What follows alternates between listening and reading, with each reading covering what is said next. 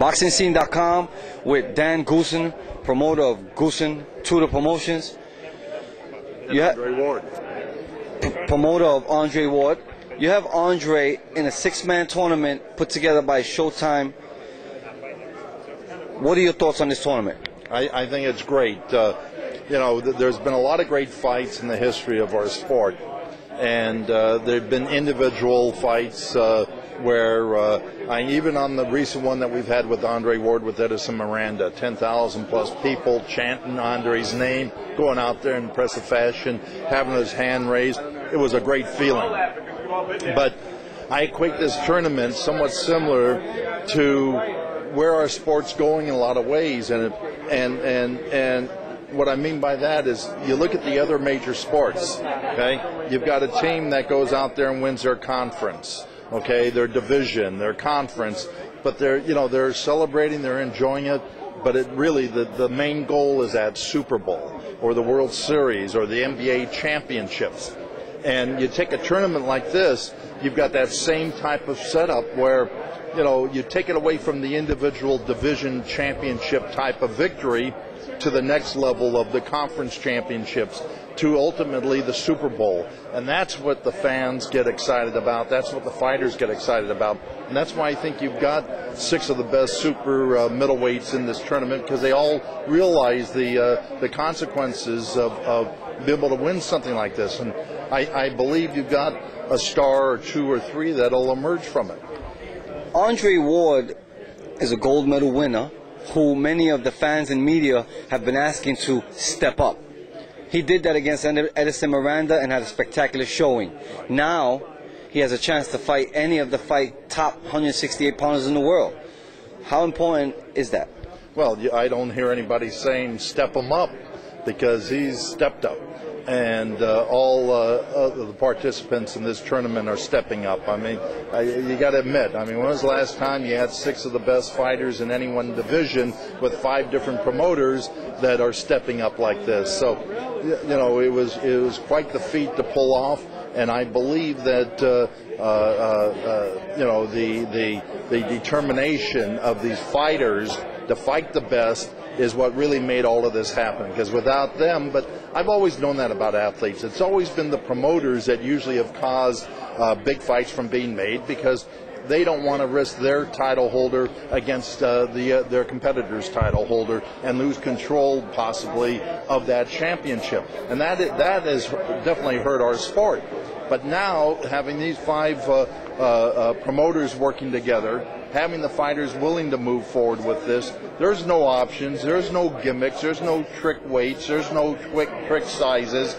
You can't be a 4-fight fighter and think that you're going to become heavyweight champion of the world. No, these are the best. These are the best fighters at 168 pounds, and the winner's going to just be the winner.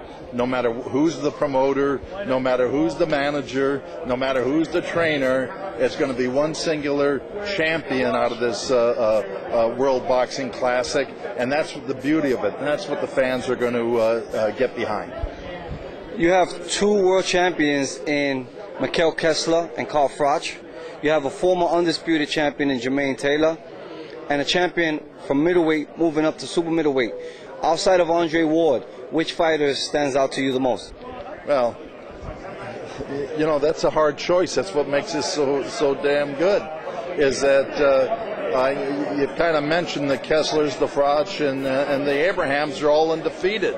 Then you've got the 204 Olympians in Durrell and Ward, and then you've got the former Olympian from the 2000 Olympics in Jermaine Taylor, a former world champion.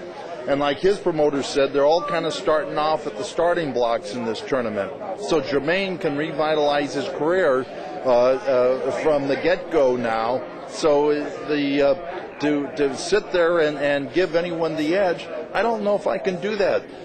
What I can say to you is that we all believe that these fights are pretty much 50-50 fights for everyone. So the edge that we're going to give to anyone just might be that minor that it might be something that turns out to be the major difference in in who wins this tournament. And of course, I believe Ward's got that. On another note, you work with other fighters, one in particular, Paul Williams, at 160 pounds. What's the latest with Paul Williams and what's next for him? We're looking for Paul to defend his WBO 154-pound championship. We've had serious discussions with 2 other champions, and we hope to have something done in the next few days. You also have top heavyweight in Cristobal Arreola. What's his status, and when can we expect him back? Well, this is another fight that I should have closed in the next few days. We'll look to put him in with one of the former heavyweight world champions and put him back in the ring probably towards the end of September, early October. Hey, Dan, we've had some losses in the world of boxing, and Alexis Aguirre, and most recently Arturo Gatti. Give us your thoughts, please. You know, Arturo Gatti, I talked to Gabe Ellis about it the other day. I mean, as you probably know, Gabe fought Arturo many years ago, and it was a back-and-forth fight. And, you know, it's just we're losing our heroes just way too early, especially by the means that we're losing them. You know, we live in a crazy world today, and it never does cushion us to accept these type of endings. Alexis Aguirre, I mean, I just spoke to Alexis 2-3 weeks before his passing, and had a great conversation with him. We have been friends for many years, and it just stuns you when you hear that not only are they gone, but gone at the way that they have. It saddens you, and you just hope that our world as a whole just improves, so people don't see things where the only way out is through death. And Dan, we appreciate the time once again. Thank you. Thank you very much.